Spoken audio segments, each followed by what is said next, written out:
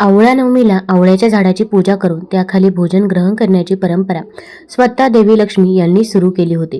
या संदर्भात एक कथा आहे की जेव्हा देवी लक्ष्मी पृथ्वी भ्रमणासाठी आली तेव्हा रस्त्यात त्यांना प्रभू विष्णू आणि शिव या दोघांची सोबत पूजा करण्याची इच्छा जागृत झाली।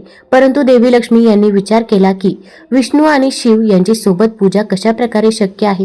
तेव्हा देवी लक्ष्मीच्या ध्यानात आले की तुळस आणि बेल यांचे गुण आवळ्याच्या झाडात आढळतात। तुळस विष्णूंना प्रिय आहे तर बेलपत्र भगवान महादेवाला।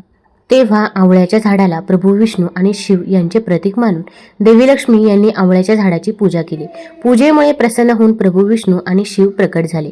तेव्हा देवी लक्ष्मीने भोजन तयार करून आवळ्याच्या झाडाखाली दोन्ही देवांना जेवू घातले। नंतर स्वतः भोजन ग्रहण केले। ज्या दिवशी ही घटना घडली त्या दिवशी कार्तिक शुक्ल नवमी तिथी होती।